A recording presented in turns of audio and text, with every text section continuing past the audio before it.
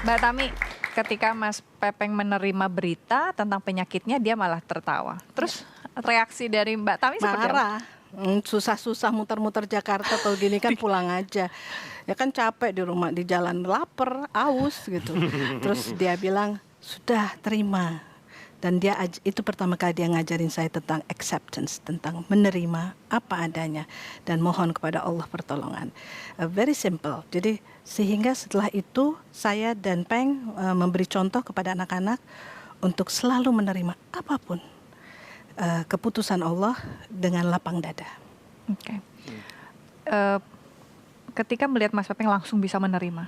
Terus kalau Mbak Tami sendiri, apa karena ada motivasi dari suami saya menerima, kenapa saya nggak nerima? Apakah itu yang membuat Mbak Tami juga pada akhirnya ada menerima, atau ada proses panjang sampai Mbak Tami akhirnya bisa menerima? Sampai hari ini saya masih belajar soal acceptance.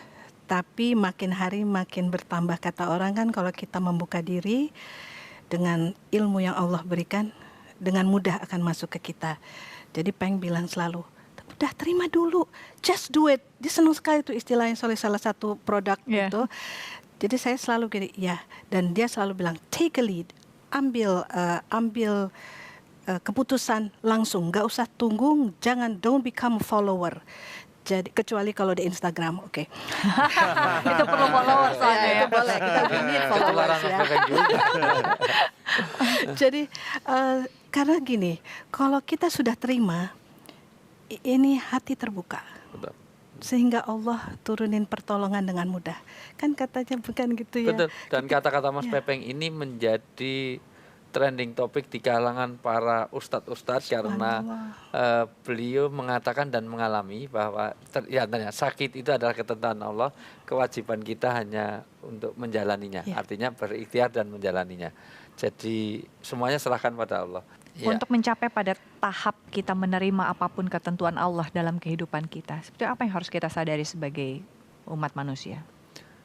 Membangun kesadaran bahwa amlil insani mata mana, tidaklah manusia itu akan mendapatkan semua yang diinginkannya. Itu penting karena itu akan menjadi stabilitas temperatur batin supaya kita tidak mudah-mudah menyalahkan Tuhan. Kita bisa menerima kenyataan. Karena sering orang itu tidak bisa menerima kenyataan ketika harapan itu tidak sesuai dengan yang diharapkan. Harapan dengan kenyataan itu kadang-kadang bukan hanya berbeda, tapi bertolak belakang. Ada kisah yang menarik ketika seseorang yang melihat, pengennya itu di lingkungan rumahnya itu penuh dengan kupu-kupu, dengan bunga yang indah. Maka dia segera berdoa kepada Allah, ya Allah, tolong Kang, turunkan keindahan juga di lingkungan saya. Karena dia melihat ada di sebelah itu ada rumah dikelilingi dengan kupu-kupu bunga yang menarik. Ternyata bertahun-tahun doa itu nggak terkabul dan dia memutuskan Tuhan itu baru nggak care sama saya. Mungkin terlalu banyak yang doa sehingga proposalnya nyelip di mana nggak ngerti lah gitu. Karena semua orang berdoa kan gitu. Berapa bulan kemudian ternyata dikabulkan, tapi dalam bentuk yang berbeda dengan yang diinginkan. Ternyata ada pohon kaktus yang penuh duri. Dan tidak hanya itu, di balik-balik duri itu ternyata ada ulat-ulat yang sangat menjijikkan. Sehingga orang itu bukan hanya jijik, tapi juga takut karena nanti takut juga dengan kena bulunya, kena itu.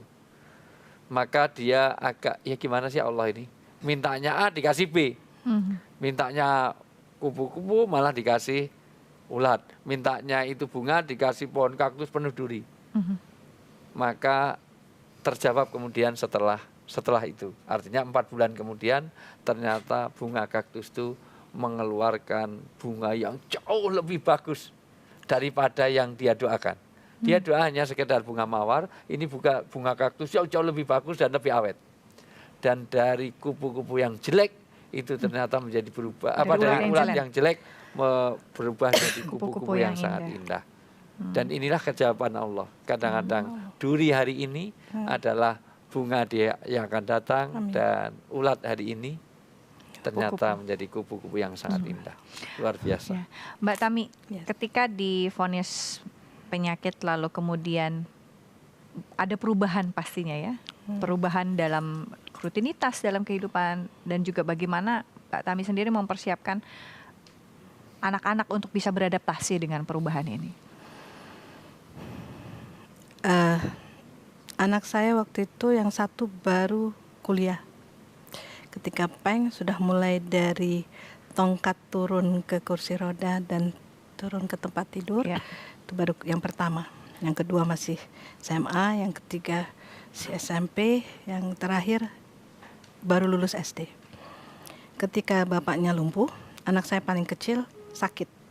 10 hari di rumah sakit, dalam keadaan kami juga tidak. Nah, itu adalah cerita contoh aja, saya mau cerita bahwa anak saya bertanya, "Ibu, Bapak sakit, Bapak lumpuh. Are we going to stop going to school?" Katanya, "apa kita akan berhenti sekolah? Apa kita tidak bisa ke mall lagi?" Banyak hal yang ditanyakan sama dia. Dan waktu itu ada Peng, jadi Peng bilang, "Kamu tetap sekolah. Kamu tetap bisa ya mungkin tidak Jalan-jalan. terlalu sering ke mall." Life goes on, dia bilang, tidak ada perubahan dalam hidup kita. Tapi kan Bapak udah nggak bisa kerja, Bapak udah nggak bisa siapa bilang? Kan caranya orang mencari nafkah kan dengan segala cara, asal kita tidak malas. Itu yang anak saya yang kecil, akhirnya dia sembuh. Dan keempat anak laki-laki saya, mereka terbiasa dalam keadaan pas-pasan. Dan mereka tidak malu kalau uang sekolah 6 bulan tidak bayar. Mereka cuma nyamperin administrasi dan bilang, "Oke, kalau memang ibu saya punya uang pasti dia bayar. Jadi tenang aja." Sampai akhirnya saya terharu ya, maksudnya kata Peng, kalau anak kita bisa menerima kondisi kita, berarti kita lulus satu pelajaran, yaitu menjadi contoh. Dan Peng bilang, "Saya sakit, saya harus memberi contoh kepada kamu dan kepada anak-anak bahwa tidak ada perubahan dalam hidup ini, malah membaik." Dan saya rasa sampai hari ini pun, meskipun dia sudah tidak ada, we show people bahwa life goes on. He moved on, we move on also. Wow. Ya, selain satu ini kita akan ungkap lagi cerita perjalanan hidupnya seorang Mbak Tami bersama suami tercinta dan anak-anaknya. Tetap bersama kami Cerita Hati, karena setiap cerita berkesan di hati.